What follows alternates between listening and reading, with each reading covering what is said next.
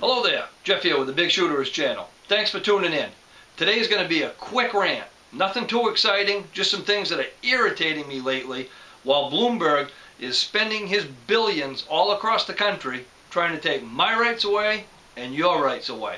Stick around. I've got a few things I want to point out.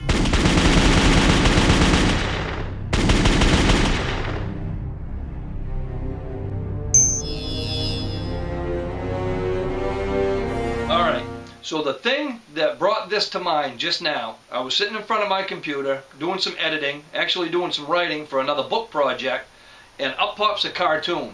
On that cartoon, it's an anti-gun cartoon, and it's a picture of one of our founding fathers holding their musket, and the title is What the Founders of the Second Amendment Intended.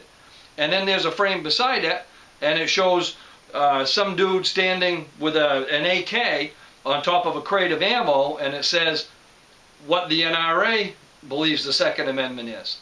Well, maybe I'm a little bit thick, but to me, that's exactly the same thing. If not, the cartoon of the dude with the AK is a little bit outgunned compared to the dude with the musket. Let me explain.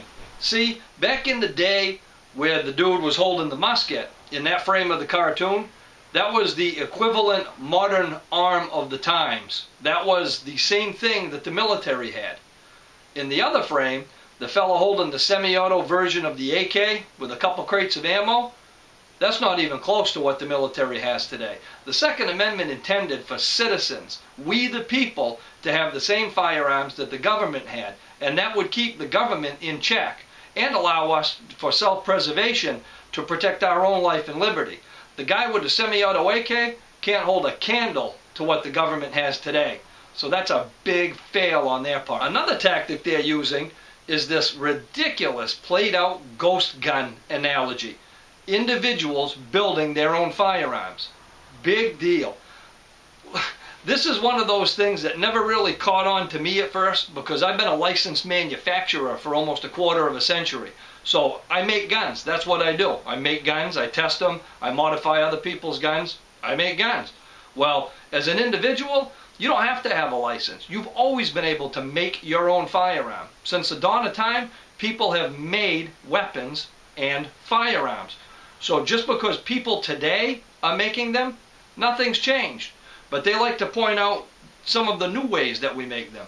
You don't need a CNC machine. You don't need a massive machine shop. You don't need a master's in metallurgy to build a firearm anymore.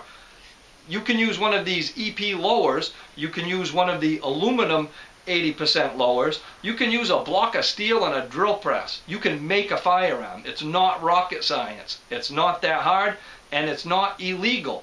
And it's also nothing new. It's been going on forever. In order for people to react and need this brand new solution that they've got for us, well, they have to create a brand new problem first.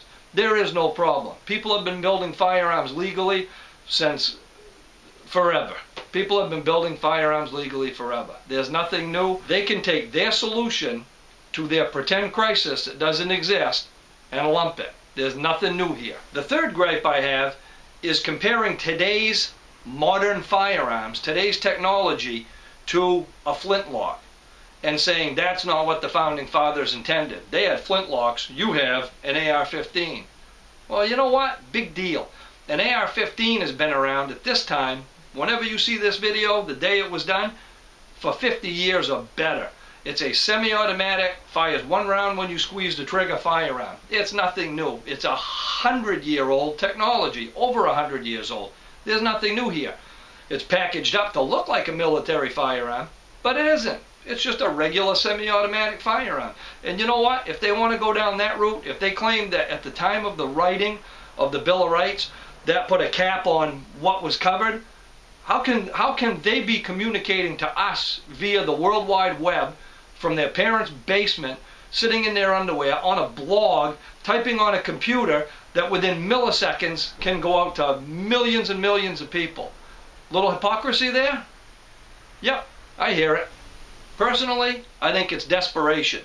The gun grabber movement hasn't gone anywhere. It's got zero traction whatsoever. Outside that new law in Washington State that I expect to be overturned in no time, they've got zero traction at all. Hardly anyone that was on their slate got elected. All the pro-gun people got elected. The Americans aren't even polling that they're interested in gun control anymore. So they've got nothing. They have no game. What they do have is billions of dollars to make crafty little ads to make people not involved in it think that there's some kind of problem in need of their solution. There is no problem. The solution is simple. Leave it alone. And that is your friendly public service announcement from the Bigshooterist channel. Thanks for tuning in. I hope you liked the video. If you did, please click like, subscribe to the channel, share it with your friends in your vast social media network, and until next time, have fun and be safe. Let's get some trigger time in. Enough talking.